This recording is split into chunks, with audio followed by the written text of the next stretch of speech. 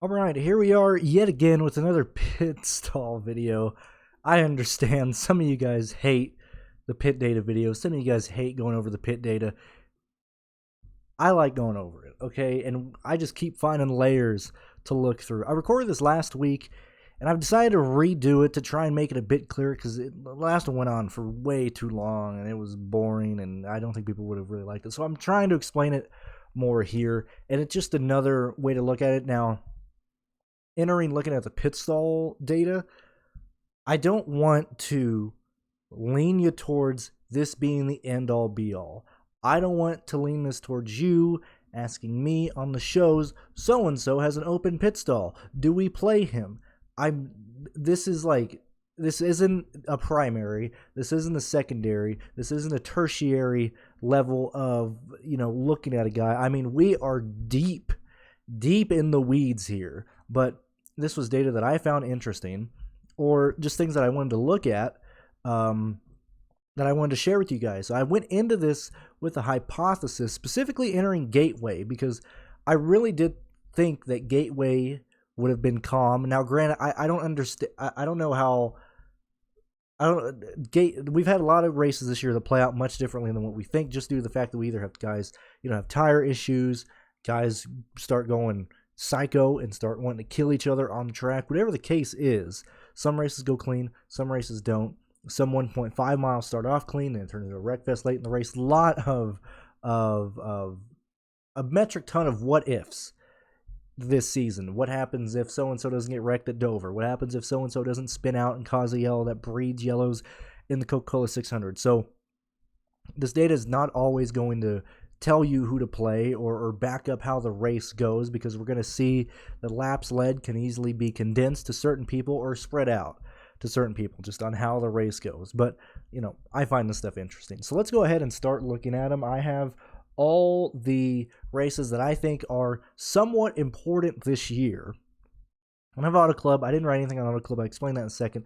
But I have all the races here that I think are somewhat important. And what we're looking at here is we have the pit data, already on the Patreon, BrandonCruzDFS. You want to support me, support Pearce. When the month of July or July comes around, however you want to pronounce it, when that rolls around, feel free to join. You can look through the data yourself. Now, we have the pit road data in terms of where everybody's running pit road, who's averaging the best pit stops, who's averaging the most pit stops in the top 5, top 10, all of that stuff. But one thing that I wasn't looking at entering Gateway was specifically the pit stalls. Now, granted, pit selection is based off of qualifying time, and so yes, you're going to have guys who start up front get the better pit stalls, or at least you see that more consistently. You will sometimes see guys that luck into a pit stall that ends up having nobody in front of them or behind them due to the fact that you're pitting around guys that are going to go a lap down, and they won't be entering the pits the same as you do under yellow flag pits. Like if you're Tyler Reddick and you got Cody Ware's pit in front of you, you're not worried about Cody Ware late in the race because he's a lap down. He's not pitting with you. He's not boxing you in the pit stop or in the pit stall. But I wasn't exactly sure what question I was answering here. I knew there was something here entering Gateway. We looked at it the morning of, want to go more in depth here. And my idea was, we want to try and target for lap leaders guys who have a pit stall that is unobstructed, whether it be exiting or entering. I think we're going to see a lot of those stalls have guys who lead laps. And I went about it probably a backwards way entering Gateway, as I looked at guys who were optimal, whereas this time I went around and put not only the optimal guys, like I highlighted them on the map or on the pit selections, but I also highlighted where the lap leaders are coming from. So maybe we can get another story of how these races are playing out on pit road and how they're playing out due to yellows or whatever. Maybe, like I said, just another data point here, nothing to die on. And I know I'm talking a long time, but I got to explain what I'm looking at and why I decided to look at this. And nobody else was making articles or fuck all for this stuff, and not even DFS, but I just don't see the stuff covered a lot, and maybe it's an avenue that we haven't paid enough attention to.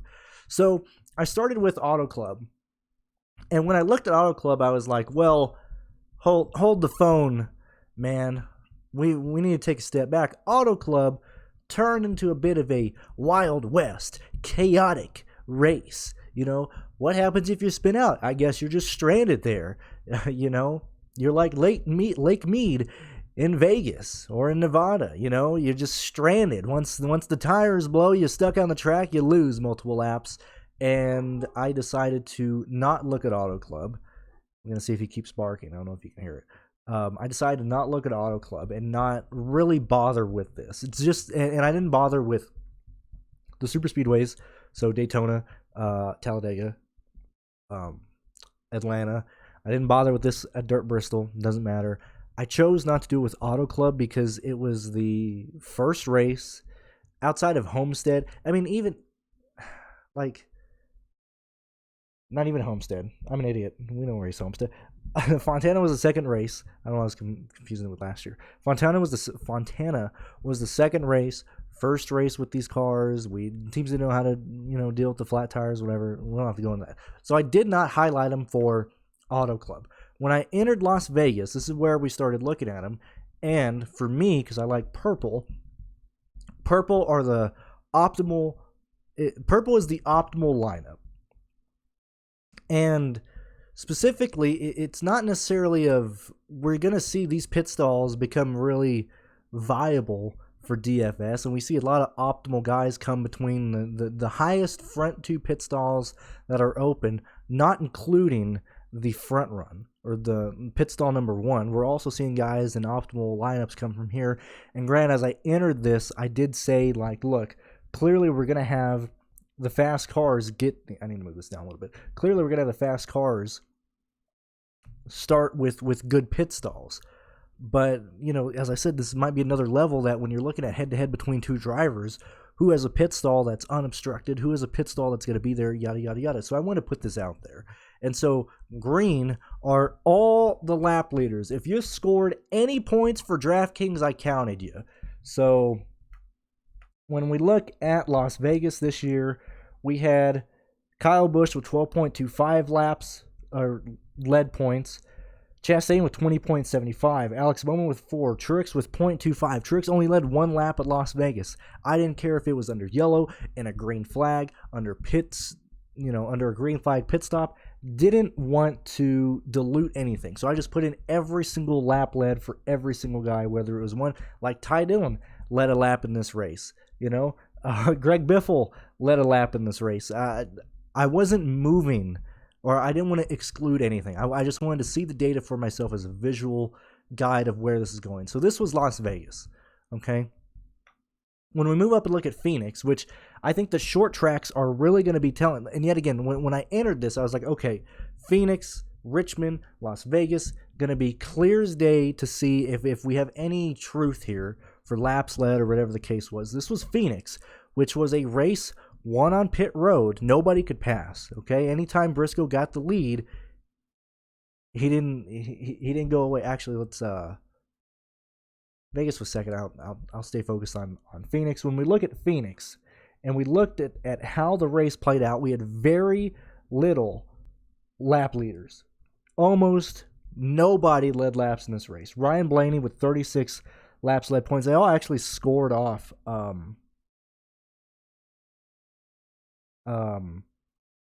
like we had guys with very round numbers finishing. Ryan Blaney scored 96 points, whatever the case was. Very few lap leaders. I got to move this. I got to keep remembering to do that.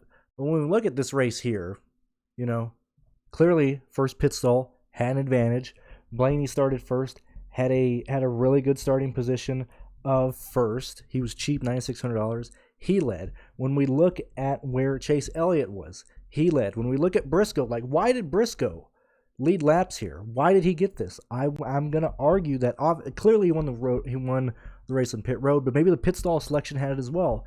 When we look at Ross Chastain, which Ross Chastain is such a god, the man is going to lead laps. It's probably a good thing that DraftKings has slowly started pricing them back up, and now Chastain's 10.5. But when he was stuck at 9.6, he was pretty much you just put him in the lines. As I said in the live show, I forgot if it was Gateway or not. No, it wasn't Gateway because Truex was low owned at Gateway. I think it was one of the live shows I did. Maybe it was an F1 show, but just real quick, Larson, Kyle Busch, Chase Elliott, Denny Hamlin, William Byron, Truex Jr., Christopher Bell, Tyler Reddick. All these guys are people you should absolutely have 15 to 20% of each and every week. Find the guys that you like, find the main lap leaders that you like, but make sure you split in these guys here, okay? They're going to be there. When we look through here, when we count I should have done it for Vegas. Vegas was over. When we count the guys who legit have an unobstructed pit stall, not including a pit stall that opens up when people go a lap down, and yet again, this is where you could argue, well, they have these pit stops because they qualified well, yada, yada, yada. But as we get through the optimal lines, you really start seeing a lot, lead to this, that maybe we should start leaning more towards this stuff. So this was Phoenix, still early in the year, people getting used to how the car is going. When we look at Richmond, the 7th race of the year, where did the lap leaders come from? Basically, all unobstructed, clearly outside of Logano, but everybody who led a lap here had an unobstructed pit stall, whether it be an exit or an entry. We'll typically see, and as you look at this, you can kind of piece together why certain guys average such a fast time. Like Truex Jr., most of the time, whenever they do qualify somewhat decently, he'll most likely have a pit stall towards the entry of pit lane. So you can just see trends popping up. But when we look here and see where the optimal came from, granted, William Byron kind of carried this, and this race did go crazy late in the race. We had, two different strategies of fuel mileage play out here, whether you pitted, whether you stretched it late. Hamlin moved and won the race late in the race. But when we look at the optimal line, versus lap leaders, yes, it kind of somewhat correlates. But what I'm seeing here is if you're playing guys who have an unobstructed pit stall, you're most likely going to either backdoor into a lap leader or backdoor into an optimal driver. And we're only 3 races analyzing this stuff. I need to make sure I'm actually moving this to where you guys can see it. So that was Richmond. When we move to Martinsville, it's almost, a similar play there. William Byron had an unobstructed pit stall. Now, granted, this is one where clearly, it doesn't apply to Custer, it doesn't apply to Bell, Briscoe, Kyle Busch didn't get any of that stuff, but it was because Martinsville was absolutely dominated. We can use dominated, domination for this race because practically nobody led laps outside of Chase Elliott and William Byron. Where did these guys have their pit stalls? Unobstructed entries or unobstructed pit stalls. Sometimes it's the exit, sometimes it's the entries. But when we look at these guys and where they're at, I mean, I'm just saying there's something there, So this is Martinsville, and not only this, just looking at optimal lineups. But when we look at Martinsville and be like, why did Erica? We'll use Almirola for an example. Where did Almirola finish? So give me a second here. Like when we look at these guys here, if I can find Almirola, good Lord.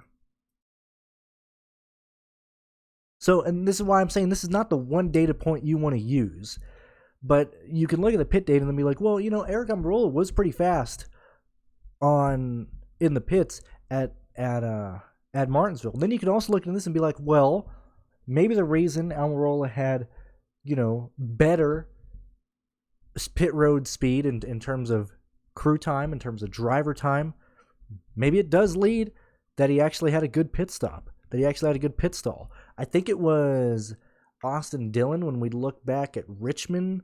I think Austin Dillon had a good finish. I could be wrong here. I'm trying to look through. Yeah, when we look at Austin Dillon, 10th at Richmond, 3rd at Martinsville. Let's see, does Austin Dillon have anything specifically here? No, but in front of him, he basically had an open pit stall late in the race, and specifically during green flag pit stops, which is basically how Richmond played out, an unobstructed pit exit. When we go back to Martinsville and look at where the 3 car was, not the same thing. We can't, the pit stall thing doesn't line up here, but do you kind of at least kind of get what I'm saying here? Like, it's not an end all be all, but it was something that I found very interesting diving through. Let's kind of get through the rest of the races here. When we look at Dover, who was able to lead laps here, who was able to be optimal here. This was a really eye-opening one in terms of optimal. Nearly every optimal driver had a pit stall that had either nobody behind him or in front of him. And for those of you that aren't familiar with these are the stall color keys. Sometimes they're filled in, sometimes they're not.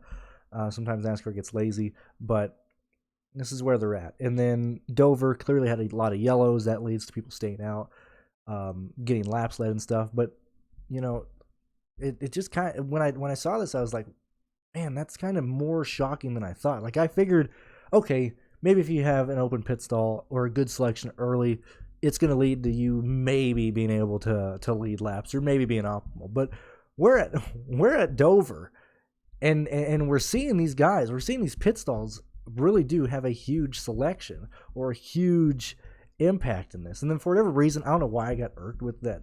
Even the pit stall PDF was thrown back for NASCAR. I don't know why that irked me so much. But let's go ahead and look at Darlington. Now, Darlington turned into a wreck fest. Darlington had a lot of guys wreck out. But let's see where the fast guys were at Darlington before they wrecked out. So let's look at Kyle Busch. Let's look at Kyle Larson. Let's look at Chastain and see where those guys are. And then maybe we can even look at where Logano was and following through that. So early this race, Chastain had a fast car, spun himself, unobstructed pit stall. When we look at Kyle Busch, pretty sure it was Kyle. Let me look back. Kyle or Hamlin? All these races just meld together for me. I'm pretty sure it was...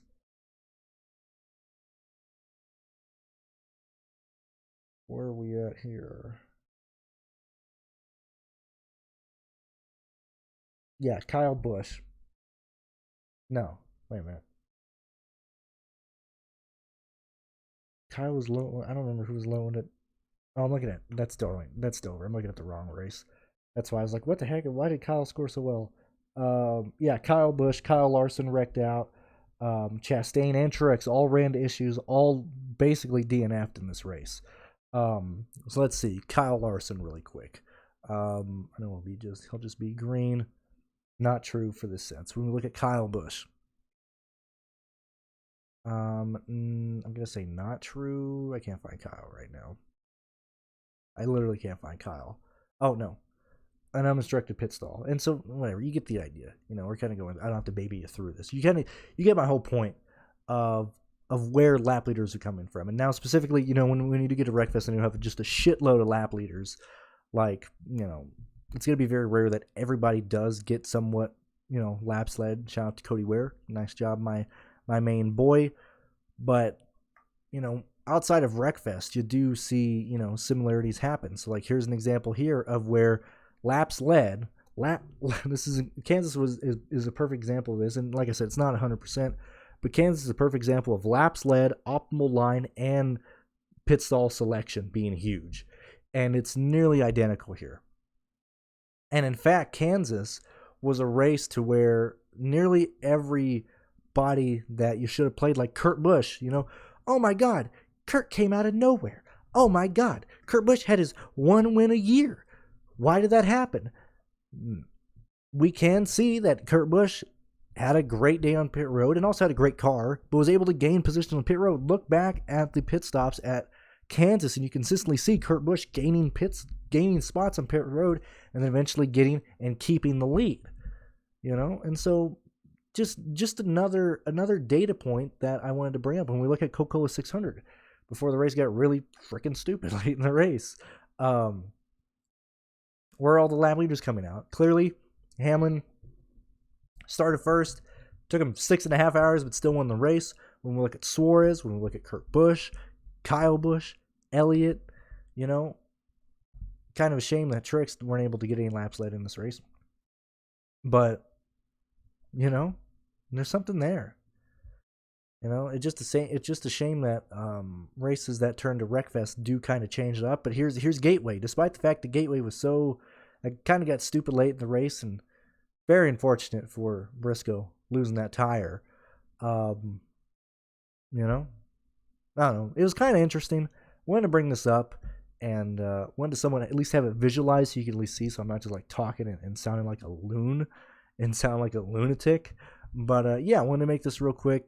So maybe when we're looking at this week at Nashville, when we're looking at, and certainly short tracks, when we're looking at those races there, maybe under, and these are just optimal lines, not necessarily like value plays, but or at least being illustrated here. But when we're looking at guys who might be viable, hey, maybe it'd be worth, take 3 to 5 minutes of your day, because we qualify the day before, take 3 to 5 minutes, just look quickly at the pit stall selection and maybe see how that could help either some values come through, maybe you can make a narrative of somebody being able to gain the lead on pit road from their pit stall selection, yada yada yada, and then look, or once you have like those ideas, we can then look back at the actual pit data from this year of times and crew time and how these guys are on pit road, of net gains and net losses, and make some decisions there. We're seeing that this year is, yes, you need a fast car to be up front and maintain speed during a long run. But as I've said before, these races are very much won and lost on pit road. And when we're trying to find potential lap leaders in races, I think this is a place that we can look at and have an idea, or at least have an opinion of what certain guys can do. Or you could use this as a slight projection to be like, well, maybe this guy can get some laps led due to his pit stall selection. He might not have the best car, but he might just win the race off of pit road, lead some laps and then fall back, whatever the case was. I wanted to bring this up. Might not be the greatest video ever for DFS, but I found it interesting, and looking through and visualizing this stuff, I thought it was very cool. So, yeah, thank you guys for listening, and I'll see you guys shortly in the previews for the races this week. So, yeah, thank you for watching.